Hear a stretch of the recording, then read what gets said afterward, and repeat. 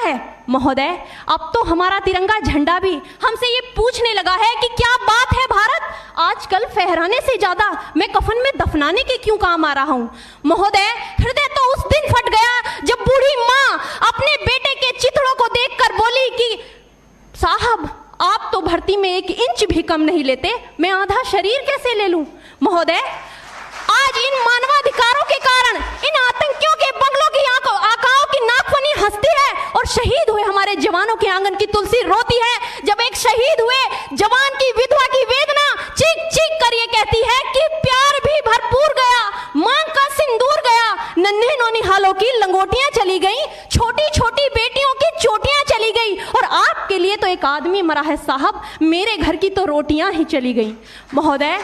किसी भी युद्ध को जीतने के लिए पहल करना सबसे ज्यादा आवश्यक है, क्योंकि इतिहास गवाह है कि पहल करके बड़े बड़े युद्धों के परिणाम बदल दिए गए हैं। परंतु आज मानवाधिकारों के कारण हमारे देश के जवान इस कदर बंधे हुए हैं कि अपनी ड्यूटी पर खड़े होकर भी वो आज पहल करने से डरते हैं, क्योंकि महोदय भविष्य में उन्हें कटघरे में खड़े होने का डर सता रहा होता है। वो ये जानते हैं कि चाहे एक उग्रवादी की राइफल से निकलने वाली गोली को ये तय करना पड़े या ना पड़े कि वो किसे लगेगी, लेकिन हमारी राइफल से निकलने वाली हर गोली को ये निर्णय लेना पड़ता है कि चाहे वो किसी निर्दोष को लगे, दोषी को लगे या ना लगे, परंतु किसी निर्दोष को नहीं लगनी चाहिए। यदि ऐसा हुआ तो ना तो ये समाज हमें छोड़ेगा, ना ही तिल का ताड़ बनाने वाली ये मीडिया हमें छोड़ेगी। और महोदय, मानवाधिकार के तले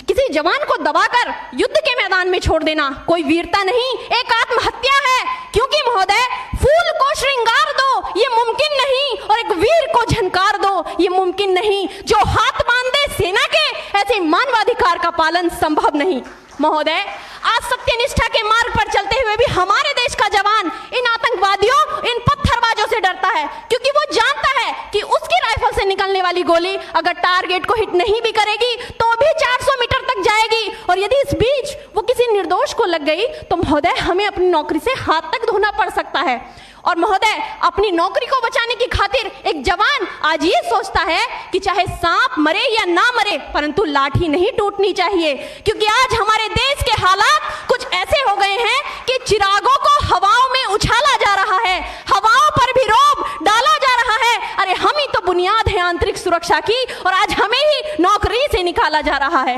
महोदय, जब पुलवामा में 44 जवान शहीद हुए, छत्तीसगढ़ में 76 जवान शहीद हुए, तो कोई भी मानवाधिकार की दुहाई देने वाला हमारे पक्ष में आकर खड़ा नहीं हुआ, परंतु